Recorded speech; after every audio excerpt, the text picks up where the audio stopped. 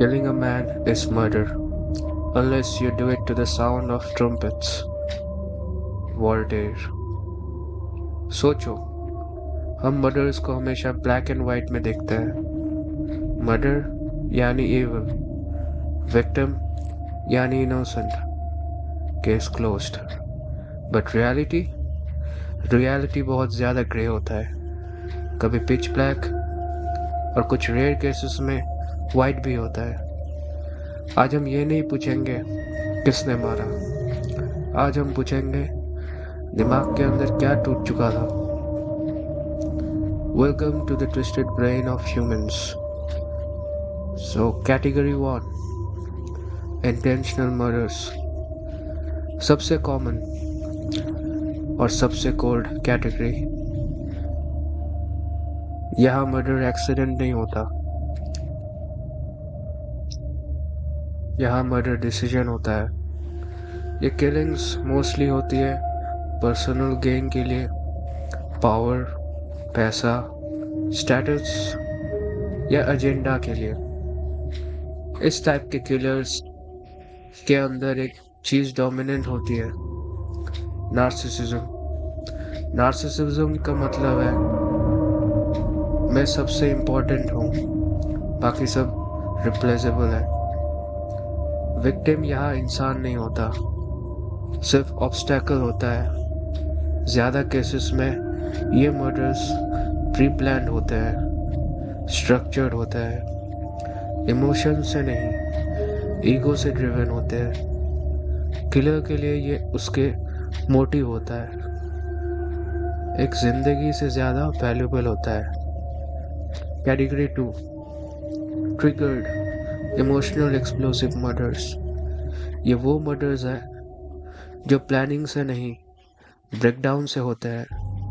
एक छोटा सा मोमेंट, लेकिन इमोशनल प्रेशर इतना ज़्यादा कि दिमाग स्नैप कर जाता है। इसमें लॉजिक शट डाउन हो जाता है, कंट्रोल लॉस्ट हो जाता है, एक्ट इंस्टेंट होता है। यहाँ किलर मॉन्स्टर नहीं होता, लेकिन उस मोमेंट में ह्यूमन भी नहीं रहता। ट्रिगर हो सकता है extreme humiliation, betrayal, public insult, emotional destruction. बाद में रिग्रेट आता है, लेकिन तब तक डैमेज इरिवर्सिबल होता है। कैटेगरी 3, थ्रिल किलिंग यानी मोटिवलेस मर्डर। ये कैटेगरी सबसे डिस्टर्बिंग होता है। इसमें कोई पैसा नहीं, कोई रिवेंज नहीं, कोई लॉजिक नहीं, सिर्फ एक चीज़, मुझे फील करना है। ऐसे मर्डर्स में विक्टिम रैंडम होते हैं, एक्ट ही रिवॉर्ड होता है, पावर और डोमिनेंस का हाई मिलता है। ये बिहेवियर ऑफन लिंक्ड होता है साइकोपैथी से। साइकोपैथी यानी इमोशंस का एब्सेंस, गिल्ट का एब्सेंस, एम्पैथी का एब्सेंस। यहाँ किलिंग का मतलब होता है control. Category 4, sexually driven murders. ये कैटेगरी सेंसिटिव है, इसलिए हम इसे क्लिनिकल टर्म्स में समझेंगे।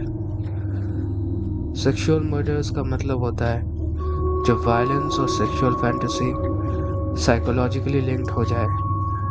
यहाँ मर्डर पावर के साथ एसोसिएट होता है, कंट्रोल के साथ मर्ज हो जाता है, फैंटेसी का एंड पॉइंट बन जाता है। इम्पॉर्टेंट बात, ये डिज़ायर नेचुरल नहीं होती, ये सीवियर साइकोलॉजिकल डिस्टॉर्शन का रिजल्ट होती है। इस टॉपिक को समझना ज़रूरी है, लेकिन ग्लोरीफाई करना कभी नहीं। Category 5, self defence killings. हर किलिंग क्राइम नहीं होती, कभी कभी जिंदा रहने के लिए इमीडिएट थ्रेट के अगेंस्ट प्राइमल इंस्टिंक्ट्स एक्टिव हो जाते हैं। इसमें इंटेंट मरने का नहीं, बचने का होता है। दिमाग का लॉजिकल पार्ट बंद और सर्वाइवल मोड ऑन। लॉ भी मानता है अगर थ्रेट रियल और इमीडिएट हो तो एक्शन जस्टिफाइड होता है।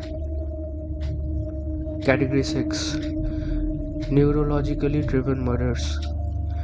कभी कभी प्रॉब्लम माइंड सेट नहीं, माइंड इटसेल्फ होता है। ब्रेन इंजरी, ट्यूमर, साइकोसिस, ये सब इम्पल्स कंट्रोल को डिस्ट्रॉय कर सकते हैं, पर्सनालिटी को कंप्लीटली फ्लिप कर सकते हैं। यह मर्डर चॉइस नहीं होता, सिम्टम होता है। ये कैटेगरी सबसे ट्रैजिक है क्योंकि यहाँ विलेन और विक्टिम कभी कभी सेम पर्सन होता है। Category 7, consequentialist homicide. सबसे डेंजरस लॉजिक, एक को मारना पड़ेगा ताकि 1000 बच सके। इसमें किलर खुद को हीरो समझने लगता है, वर्ड्स चेंज हो जाते हैं। मर्डर यानी न्यूट्रलाइजेशन, विक्टिम्स यानी कोलैटरल, गिल्ट यानी नेसेसरी सैक्रिफाइस। और यही से मोरल डिसएंगेजमेंट शुरू होता है। इंसान एट्रोसिटी करके भी खुद को राइचियस समझता है। इफ यू नो, जो रिसेंट केस हुआ है वॉर का, उसमें से आप लोग समझ सकते हैं। And the most twisted part, human mind का सबसे डार्क फीचर है एम्पैथी को ऑफ कर देना। जब दिमाग विक्टिम्स को नंबर्स बना दे, ऑब्जेक्ट्स बना दे, ऑब्स्टेकल्स बना दे, तब मर्डर सिर्फ एक टास्क बन जाता है। और इसीलिए वोल्टेयर का कोट डेंजरस है, जो मैंने वीडियो का स्टार्टिंग में बोला था, क्योंकि हिस्ट्री में सबसे बड़े मैसेकर्स ट्रम्पेट्स के साथ ही हुए हैं।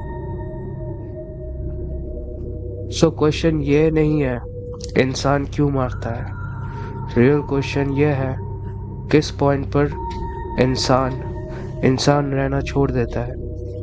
अगर आपको डार्क साइकोलॉजी समझना है, not just crimes, then you're in the right place. Detective Noctis, signing off.